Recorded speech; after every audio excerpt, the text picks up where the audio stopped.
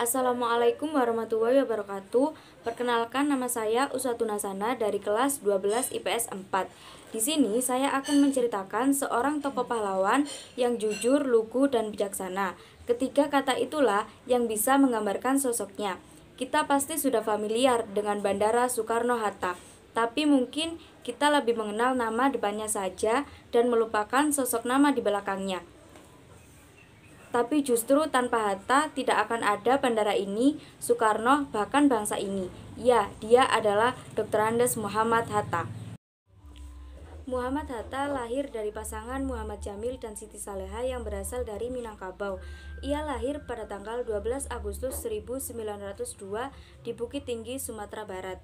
Keluarganya memiliki latar belakang religius yang cukup kental, terutama kakeknya adalah seorang ulama yang terhormat di Batu Hampar.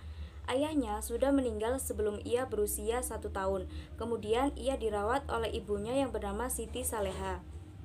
Saat usia muda, ia sudah gemar membaca dan tertarik pada dunia politik.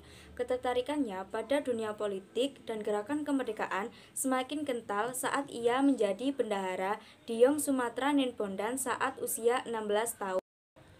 Pada tahun 1922, Hatta pergi ke Belanda untuk belajar di Hogeschool atau Sekolah Tinggi Bisnis Belanda. Dan ia mendapat gelar Dr. Andes. Saat di Belanda, ia menjadi tokoh penting dalam organisasi nasionalis yaitu Perhimpunan Indonesia. Organisasi Perhimpunan Indonesia sebagai wahana perjuangan bagi Hatta di negeri Belanda. Lalu, ia menuliskan kritik dan pikiran di koran yang membuat Belanda marah dan pada akhirnya Hatta ditangkap karena dianggap menghasut kerusuhan. Hatta tidak menyerah saat ditangkap, bahkan dalam kurungan penjara, ia menyusun pembelaannya. Saat di pengadilan, ia mengungkapkan pembelaannya melalui pidatonya yang fenomenal yaitu Indonesia Merdeka.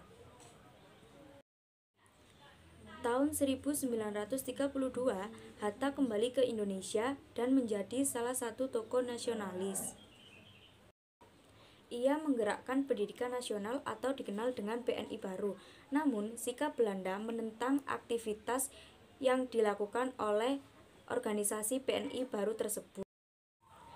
Tahun 1934, Hatta dan anggota PNI baru ditangkap dan dipenjara di Glodok, lalu dipindahkan ke Tanah Merah Bovendigul tanpa proses pengadilan. Kemudian ia dipindahkan ke Bandara Neira. Tahun 1936, ia lebih memilih berkooperasi dengan Jepang. Selama pendudukan Jepang, ia menjadi wakil ketua putra, anggota BPUPKI dan PPKI. Di balik perjuangan Hatta, ada cerita unik yang pernah dialaminya, yaitu ia merupakan pecinta buku kelas berat. Saat ia dipindahkan ke Bovendigul, ia lebih memilih membawa 16 peti bukunya yang sebelumnya ia bawa dari Belanda ke sekolah.